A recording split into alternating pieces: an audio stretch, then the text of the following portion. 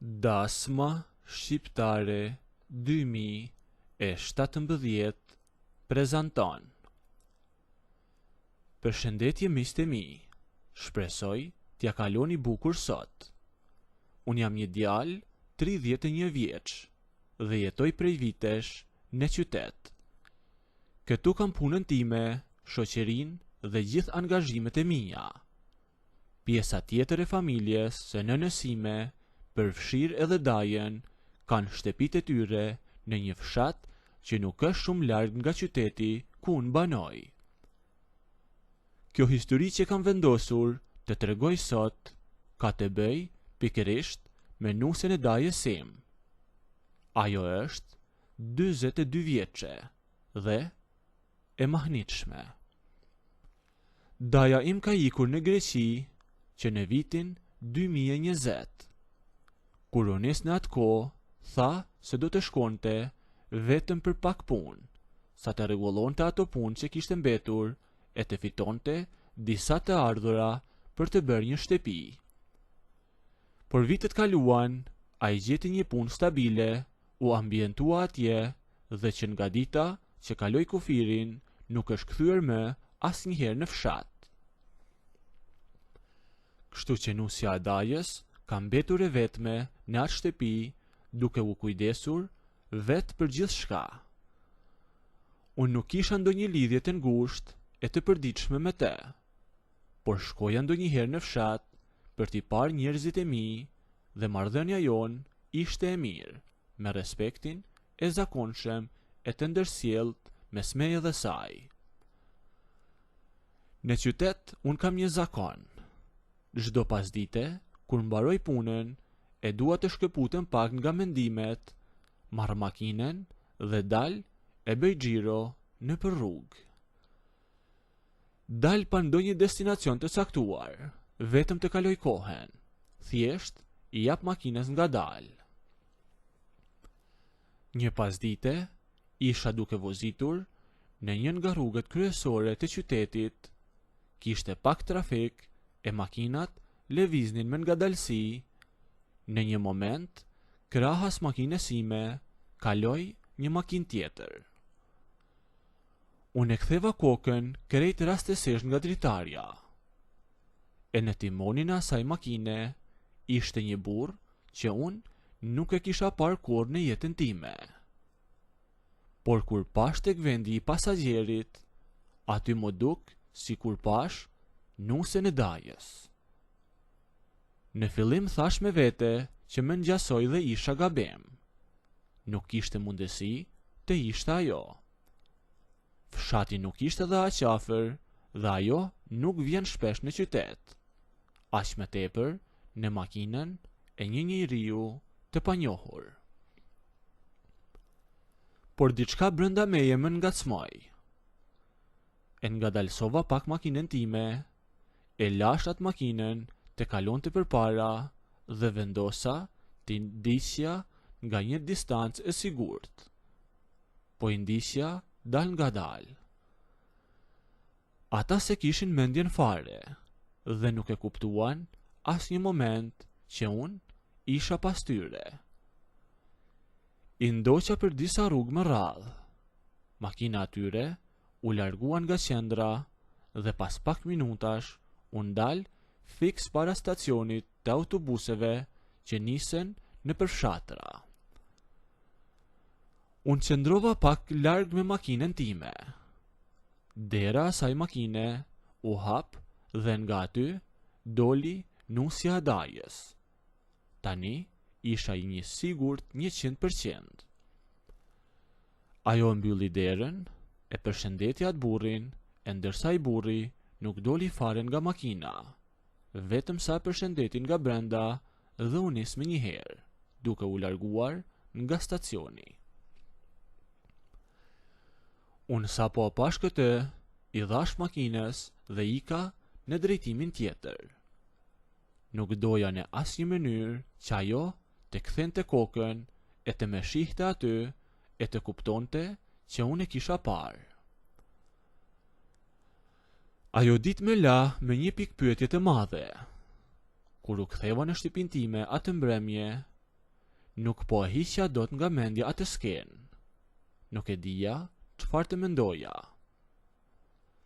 Të ishte një i afërm që unë nuk e njihja, apo të ishte ndonjë shofer rasti.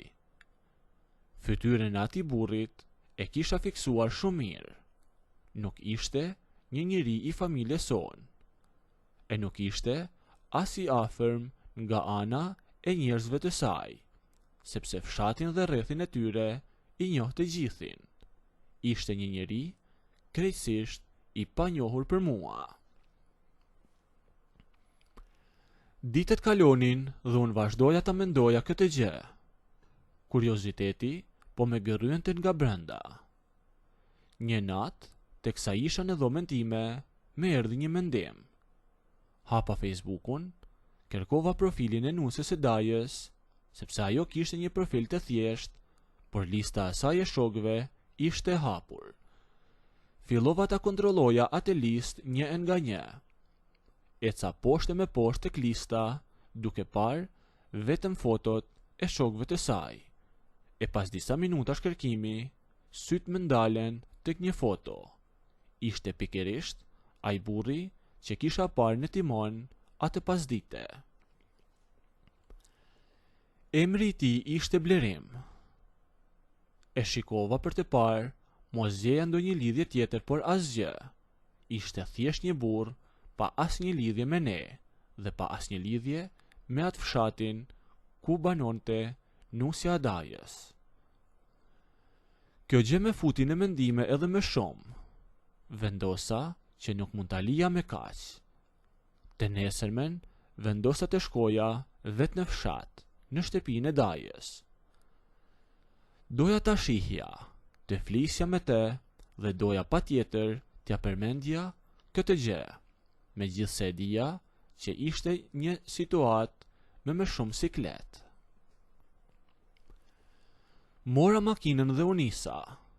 Kur arrita në fshat, e parkova makinën në oborrin e shtëpisë. Shkova tek dera dhe trokita. Ajo më hapi derën. Sapo e pash, diçka më bëri përshtypje me një herë. Atë ditë, ajo ishte rregulluar shumë. Kishte veshur ca pantallona të zeza, të ngushta, që i theksonin format, dhe flokët i kishte të rregulluara.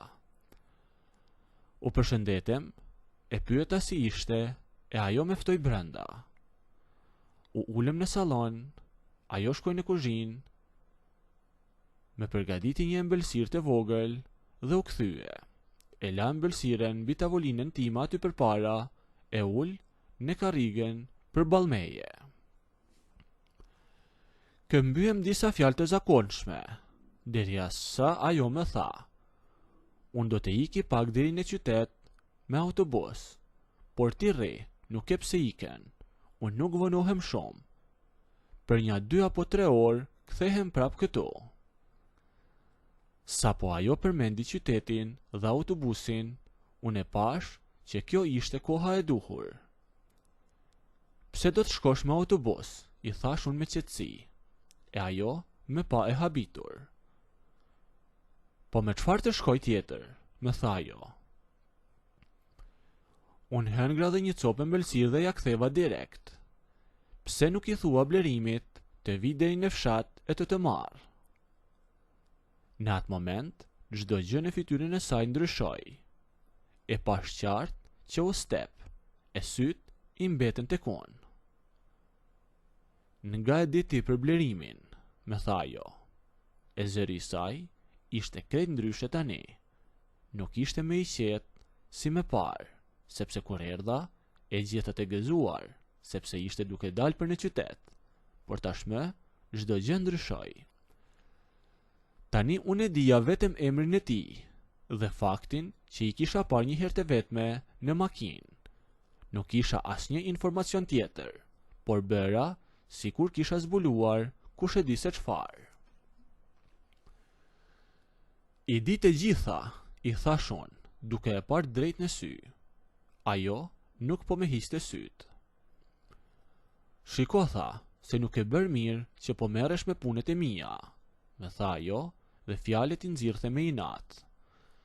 S'ka gjë, i thash unë, ik tani në qytet, se mos vonohesh për atje ku je nisur.